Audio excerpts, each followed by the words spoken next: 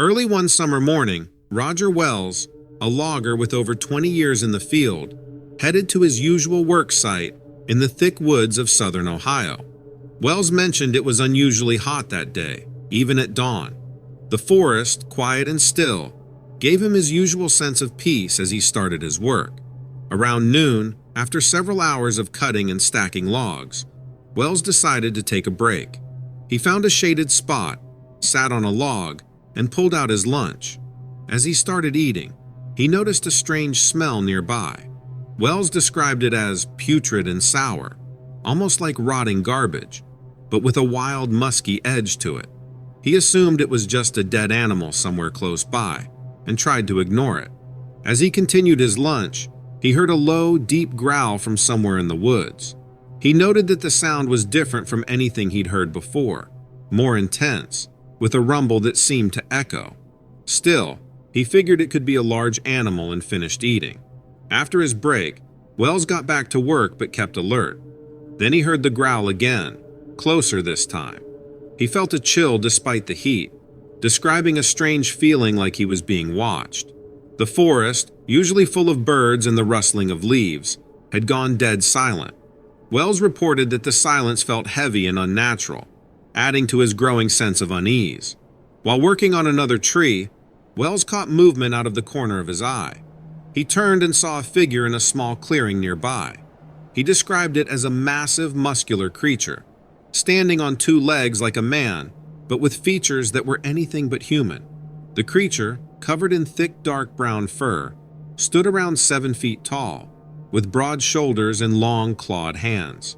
Wells was most struck by its face, which he described as eerily similar to a dog or wolf, with a long snout and deep-set yellow eyes that seemed to glow. The creature snarled, showing sharp teeth, and let out a low growl. Wells said he was frozen in place, staring back at it. After what felt like a long moment, the creature let out a chilling howl, then turned and disappeared back into the woods, moving quickly and smoothly for its size.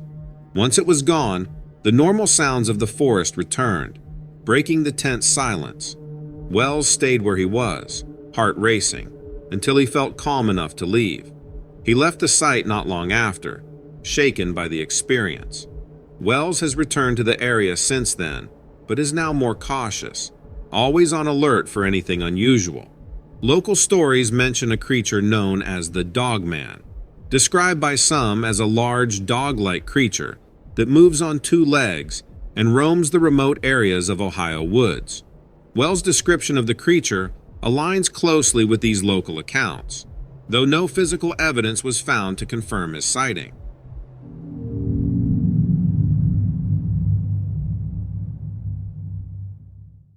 It was late afternoon when Laura and Brian were driving down a narrow, winding road through the Florida Everglades. They were driving down from Tampa for a vacation, and both noticed how different this part of Florida was. They were cutting through stretches of swampland and marshes that seemed to them like they were untouched by time. Palm trees and cypress lined the road, and the occasional heron or egret would glide across the sky. They had the car windows down, and the humid air blew through the vehicle, carrying the earthy, slightly sour scent of the swamp. Brian, driving with one hand on the wheel, reached over and adjusted the radio. Static crackled briefly before a country song came on. "How much further to the lodge?" Laura asked, checking her phone, though the signal had been spotty for the last few miles. Brian glanced at the GPS before sighing. "About another hour. These back roads are slower than I thought." Laura nodded, settling back in her seat. "It's beautiful, though. Feels like we're in the middle of nowhere." "That's because we are," Brian said with a grin, but his eyes were scanning the road ahead. There was a peacefulness about the Everglades, but it was also remote, isolated even. There hadn't been another car in sight for the last half hour. They continued driving in comfortable silence, watching the scenery. Laura leaned out the window just to get the full experience. Every now and then, a large bird would swoop across the road, or a clump on the side of the road would make them think an alligator was about to be blocking their way. Then, up ahead, Brian squinted and leaned forward, his grip tightening on the wheel. "You see that?" Laura straightened in her seat, peering down the road. At first, she thought it was just a large log or some debris from a storm. But as they got closer, the shape didn't look right. It was too long, and it seemed to be shifting and wiggling slightly, like something alive. Brian slowed the car as they approached. Whatever it was lying half in the road, half in the tall grass on the shoulder. Laura started to get really nervous as they neared the figure, and she could now make out the scaly texture of its skin. At first glance, it seemed like a large alligator for real, but something seemed unnatural. "Is that a gator?" Laura asked, though she already knew the answer. It was much bigger than she was thinking it should be, and its body had a strange, almost unnatural shape. Brian stopped the car a few yards away from it, his eyes fixed on the creature. "I don't think so," he muttered, leaning forward to get a better look. The creature was long, easily over 10 feet, with a thick, muscular body covered in dark, almost black scales. Its head, which was partially turned toward them, wasn't exactly right to be an alligator. The snout was shorter, the jawline sharper, and the eyes seemed to be able to think by themselves. As they sat there watching, the creature's body shifted. Its tail, long and powerful, flicked slightly, sending a spray of dirt and grass into the air. Laura gasped, instinctively reaching for Brian's arm. "It's alive." Brian's foot hovered over the gas pedal, but he didn't press it yet. He couldn't stop looking at the thing, which was now slowly moving its head, almost like it was sensing them. "What the hell is that?" Brian whispered, more to himself than to Laura. Before either of them could react further, the creature's head snapped fully toward them, its body rising slightly from the ground. It let out a low, guttural hiss that was more than angry. She could see its teeth now, sharp and curved. It didn't seem scared of them at all, but more territorial. "Brian, go!" Laura nearly screamed, her voice rising in panic. "Get us out of here!" Brian hesitated for only a second longer, before slamming his foot on the gas. The tires squealed slightly as the car lurched forward. Luckily, Brian was able to swerve around the creature. As they sped past, Laura couldn't help but look at it again out her window. For a brief, terrifying moment, she locked eyes with the creature. It's now an image that she can't get away from, even when she's asleep. Surprisingly, the creature didn't chase them. Instead, it turned and slunk off into the tall grass as they drove away. The road ahead was now clear, but the mood inside the car was far from calm. Laura's heart was in overdrive, and she kept glancing out the back window, half expecting the creature to somehow reappear. "What the hell was that?" Brian repeated, this time louder, his voice filled with disbelief. "I have no idea," Laura whispered, still clutching the edge of her seat. "That wasn't an alligator, right? I mean, there's no way." Brian shook his head, his knuckles white on the steering wheel. "No, that thing wasn't a gator. I don't know what it was, but it sure as hell wasn't something that should exist in this world." They drove in silence for several minutes, both of them too shaken to say much more. The narrow road twisted and turned through the endless marshes.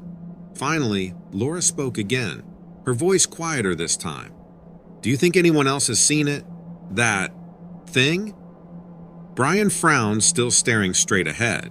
"I don't know. Maybe? But if they had, you'd think there'd be some kind of news about it, right?" Laura nodded, but she wasn't so sure. This part of Florida was remote, isolated. People might have just kept it to themselves once they were safely away from it. As they continued driving, the trees on either side of the road thickened, and it started to get dark. The sense of unease hadn't left either of them. Laura kept glancing out the window. "We should tell someone," she said suddenly, breaking the silence again. Brian glanced at her. "Tell who? The police? What are we supposed to say? We saw a giant lizard thing in the middle of the road." Laura sighed, knowing he was probably right. But the thought of just letting it go, of not reporting it, didn't sit well with her. She needed to get it out there so that they weren't the only two dealing with it. "We can't be the only ones who've seen it," she insisted. Brian nodded, though he didn't seem convinced. "Maybe. Or maybe that thing's been out here for a while, and no one's ever gotten close enough to live and tell about it." That last sentence hung in the air between them, making Laura shiver. The thought that the creature was out there, lurking in the swamps, unseen by most, was unsettling. They had only encountered it by chance, and the more she thought about it, the more she realized how lucky they were that it hadn't done anything more. For the rest of the drive, neither of them spoke much. They finally reached their lodge as night fell, the welcoming lights of the building cutting through the darkness. But even as they checked in, unpacked their bags, and settled into their room, they still couldn't relax. They might have escaped the creature that evening, but whatever they had seen out there, it was still out there, hiding in the swamp. But for now, all they could do was try to forget it ever happened.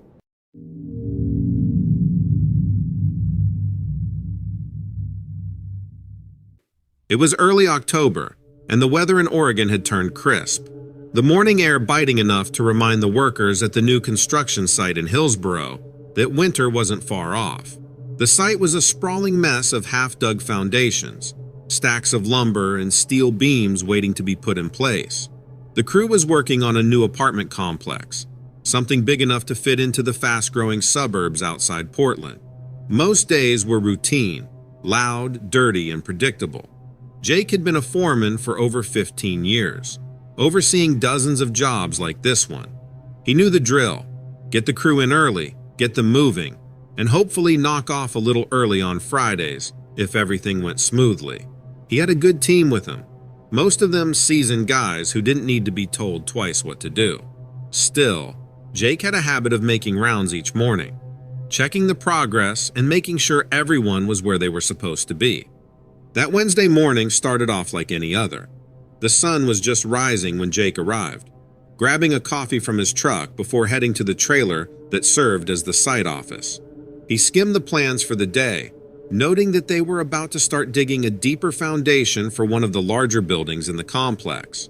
It was an important step, so he made a mental note to check in with the excavation team first thing. By 7 a.m., the site was buzzing with activity. The sound of hammers, drills, and the rumble of machinery filled the air. Jake took a walk toward the excavation area, where a couple of workers, Dave and Carlos, were already getting the equipment prepped. They had the backhoe ready to go, and were just waiting on some final checks. "Morning, boys," Jake called out as he approached. "Everything good to go?" "Yeah, just about," Dave said, wiping some grease off his hands. "We're starting over by the south end. Should be pretty straightforward." Jake nodded, giving the site a quick once-over. They'd already cleared the area, marked out the boundaries, and the machines were ready. It looked like another smooth day ahead. By mid-morning, the backhoe was in full swing, digging down into the packed earth. The work was steady, dirt piling up as the machine clawed away at the ground.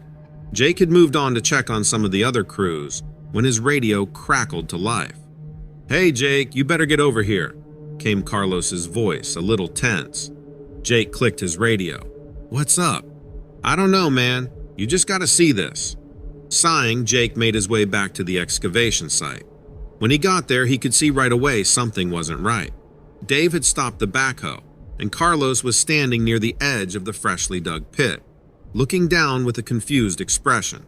"What's going on?" Jake asked as he approached. "Take a look," Carlos said, pointing down into the hole. Jake stepped to the edge and peered over. At first, it just looked like dirt, layers of earth exposed by the digging. But then he saw it, something dark and flat, just a couple of feet beneath the surface. It wasn't rock or wood, but something smoother. Metal? "What is that?" Jake asked, frowning. "We don't know," Dave said, wiping sweat from his brow. "We hit it about 10 minutes ago. Thought it was just a rock at first, but it's too flat, and it doesn't look like any pipes or cables." Jake crouched down, leaning in closer for a better look. He could see now that it was some kind of metal, a dark gray, almost black, and it seemed to stretch out in both directions under the earth. It was smooth, and the more he looked, the less it seemed like anything natural or part of the construction plans. "Stop digging," Jake said quickly. "We need to figure out what this is before we go any further." He pulled out his phone and snapped a couple of pictures before radioing the site office. They needed to pause the excavation until they figured out if this was something they could keep working around, or if it was something more serious. Maybe some old buried utility, or worse, something historic that would bring the entire project to a halt. Within half an hour, the site supervisor, Greg, was there, standing over the pit next to Jake. "What the hell is that?" Greg asked, scratching his head. "Your guess is as good as mine," Jake replied. "But it's not part of anything we've planned. I don't think it's utilities. I haven't seen anything like it." Greg made a few calls, and soon enough, a small team from the city's public works department showed up to take a look. They poked around for a while, scanning the area with metal detectors and checking old maps for any signs of buried infrastructure. "It's not part of any city grid," one of the workers from public works said after a while. "No records of anything being under here. No pipes, no old structures. It's just there." That didn't make sense to Jake. Things didn't just show up underground without some explanation. "So what do we do now?" he asked, getting impatient. "We'll need to bring in a few more experts," Greg said, looking equally frustrated. "Geologists, or maybe an archaeologist. If it's some kind of artifact or something old, we're going to have to stop work until we get clearance." That was the last thing Jake wanted to hear. Delays meant money lost, and if this was some kind of archaeological site, it could shut them down for weeks or even months. The next day, a small team of specialists arrived. They carefully dug around the edges of the metal object, exposing more of it. It was a strange shape, long and flat like a slab. But the real surprise came when one of the archaeologists scraped away some of the dirt near the edge and found markings, symbols, etched into the metal. They weren't letters or numbers, but strange geometric shapes, like something out of a sci-fi movie. "This doesn't make any sense," one of the archaeologists muttered. "We've never seen anything like this around here. There's no record of anything like this in Oregon, let alone in a suburban construction site." Jake felt a chill run down his spine. This was getting weirder by the minute. He didn't like it. It felt wrong, like they were digging up something that should have stayed buried. Days turned into weeks as the specialists continued to study the object, which by now had been uncovered entirely. It turned out to be much larger than anyone expected, a massive slab of metal, nearly 20 feet long and 10 feet wide, with strange, intricate markings covering its surface. No one could figure out what it was or where it came from. Eventually, the site was shut down entirely. Word got out, and soon reporters and curious onlookers were showing up, speculating about everything from ancient civilizations to government experiments. But for all the attention, no one had any answers. Jake never went back to the site after it was shut down. The whole thing left him uneasy. He wasn't a superstitious guy, but something about that slab felt off, like they'd uncovered something that wasn't meant to be found. And as far as he knew, no one ever figured out what it really was. It was just one more mystery buried in the Oregon soil, waiting for the next unlucky crew to dig it up.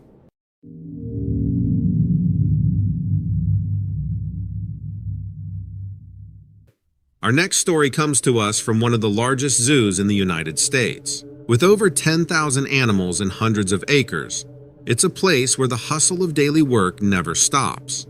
The staff at the zoo know the routine like clockwork. They have their rounds, their animals to care for, and their lists of tasks for each day. It's a well-oiled machine, which is why when something goes off schedule or something unusual happens, everyone notices. But what happened that Thursday morning was more than just unusual. Mike had been working as a zookeeper at the zoo for over 12 years. His section was the North America exhibit, which housed everything from bald eagles to grizzly bears. It was a lot of responsibility, but Mike liked the consistency. Each day had its rhythm, and the animals, while sometimes unpredictable, usually stayed within their natural behaviors. Thursday started like any other. Mike arrived at 5:30 a.m., just as the sky was starting to lighten. He clocked in, grabbed his schedule for the day, and headed out to start his rounds. First stop was the river otters. They were always up early, splashing around in the water as soon as there was any sign of light. Mike liked starting his day with them. Their playful energy gave him a boost. He checked on the otters, noting that they seemed to be in good health and that their enclosure was clean. Nothing out of the ordinary. From there, Mike moved on to the bison, who were lazily grazing. Again, everything seemed normal. It wasn't until he reached the enclosure that housed the gray wolves that something seemed unusual. The wolf exhibit was a large wooded area designed to mimic a natural forest habitat. The wolves were usually active in the morning, howling or prowling their space. But today, the area seemed oddly quiet. Mike scanned the enclosure, looking for signs of the wolves. He saw a few of them lounging in the distance, but something else caught his eye. There was a shape, partially hidden behind some trees near the back of the enclosure, that didn't belong. Mike walked closer to the fence, squinting to get a better look, his mind working through the possibilities.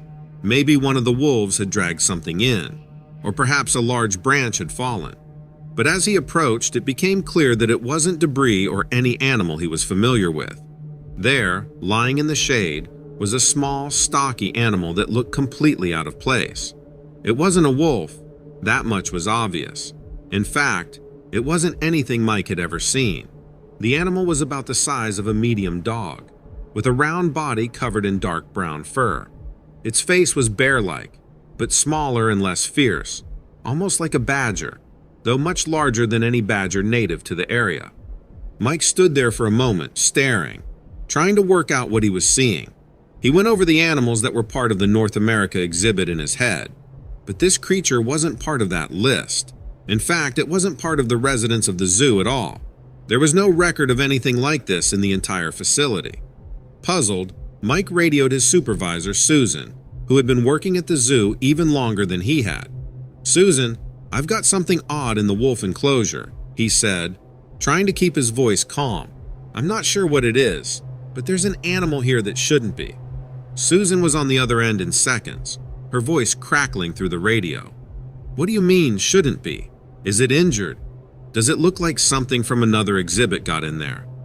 "I don't think so," Mike replied. "It's not anything from the zoo. It's just something I've never seen before." 10 minutes later, Susan arrived at the wolf exhibit, her expression serious.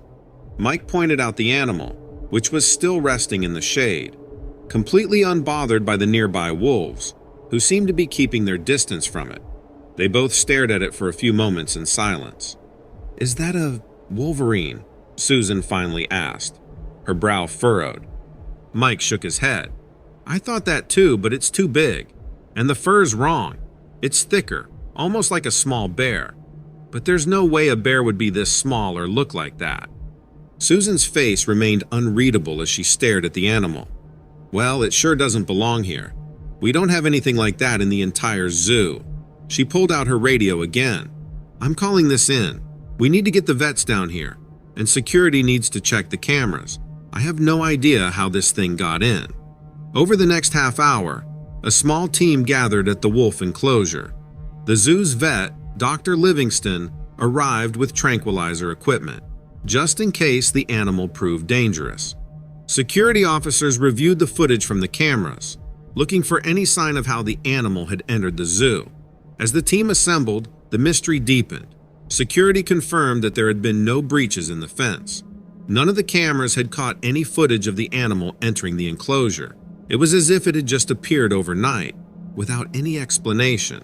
The wolves hadn't reacted aggressively toward it, which was also unusual. They actually seemed to be afraid of it. Wolves are highly territorial animals, and a strange intruder should have caused a lot more agitation. Dr. Livingston seemed to be making a few curious notes before carefully approaching the animal, tranquilizer dart at the ready. But there was no need for it. The creature remained calm, even as the vet got close. After a few minutes of observation, Dr. Livingston was able to confirm that the animal didn't appear to be aggressive or in distress. In fact, it seemed perfectly content in its surroundings, though it clearly didn't belong. "I've never seen anything like this," Dr. Livingston said after a while. "It's definitely not a native species. I'll need to run some tests, but from what I can tell, it's healthy and oddly comfortable here." By mid-afternoon, the animal had been safely moved to the zoo's veterinary facility for further examination. DNA tests were run, Photos were sent to various experts, and inquiries were made to other zoos across the country, but no one had any answers.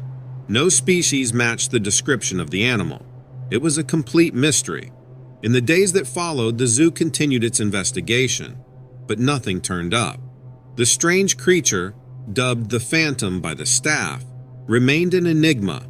There was no logical explanation for how it had ended up in the wolf enclosure, or what exactly it was. As time passed, the story spread among the staff, becoming part of the zoo's lore. Mike, for his part, couldn't shake the feeling that something wasn't right about it. Animals didn't just appear out of nowhere. Something about it all seemed suspicious to him, but he couldn't bring himself to say it to anyone, thinking he would sound accusatory. But in his mind, there was always an explanation to every situation, except, apparently, when there wasn't. Or, better yet, not an explanation anyone wanted the public to know about.